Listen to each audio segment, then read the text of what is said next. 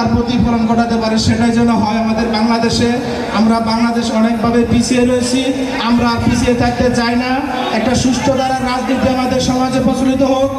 ভয় করি আল্লাহ, প্রত্যেকের রোজা তারাবি ইফতারি সাহরি তুমি কবুল করে নিও মাওলা। জনগণ যাতে ভোট দিতে পারে, দেশের জনগণ যাতে তাদের মতামত পেশ করতে পারে। বাংলাদেশের হাজারো ছাত্র জনতার জীবনের বিনিময়ে আজকে আমরা প্রাণ খুলে কথা বলতে পেরেছি। যাই হোক, যেহেতু সমস্যা, উপজেলা যুবদলের প্রত্যেকটি কর্মীকে যেন আপনি বুকে ধরে রাখতে পারেন।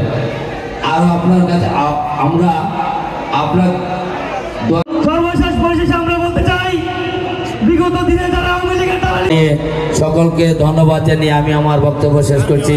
বাংলাদেশ জিন্দাবাদ। বিগত দিনে যারা বিএনপির সাথে আপনাদের সাথে আন্দোলন সংগ্রাম করেছে। সামনে এখন বক্তব্য নিয়ে আসছেন ইঞ্জিনিয়ার আলামিন আলী, সাবেক যুগ্ম সাধারণ সম্পাদক জিসাস ভালুকা উপজেলা শাখা।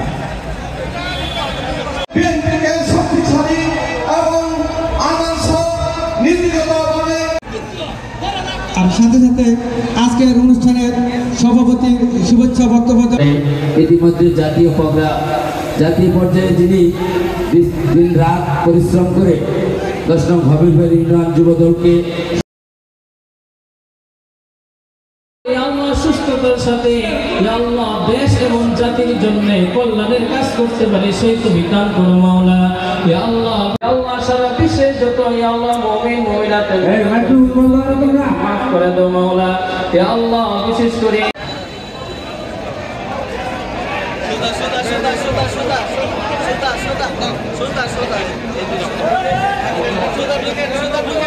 কাজ করতেছেন, দেশের কাজ করতেছে, আল্লাহ প্রত্যেকটি কাজ যেন সুন্দরভাবে ধৈর্যের সাথে করতেছেন সেই শহীদদের প্রতি শ্রদ্ধা জানাচ্ছি। আজকে যে ঐতিহ্যবাহী আজকে আমরা যে ইফতারের মাহফিলের আয়োজন করেছি, সেইটা মূলত আমাদের দেশের নেত্রী বেগম খালেদা জিয়াকে সুচিকিৎসার জন্য বাহিরে যাইতে দেয় নাই এই ফ্যাসিস্ট আওয়ামী লীগ সরকার। কাজেই উনার জীবন সন্ধিক্ষণে ছাত্র জনতা ও বিএনপির আন্দোলনের মাধ্যমে আজকে এই আওয়ামী লীগ সরকার বিতাড়িত হয়েছে এবং উনার বর্তমানে ভারতের থেকে বাংলাদেশকে বিভিন্ন ষড়যন্ত্রে লিপ্ত আছে। সম্মানিত সংগ্রামী বন্ধুরা আমার, আপনারা একটি কথা সর্বদাই মনে রাখবেন, আমরা একটা জিনিস বুঝতে পেরেছি, যারা বাংলাদেশের রাষ্ট্রকে বিভিন্নভাবে বিচলিত করতে চায়, বিভ্রান্তের মধ্যে রাখতে চায়, সুষ্ঠু ব্যবস্থাপনার মধ্যে যাতে রাষ্ট্র না চলতে পারে।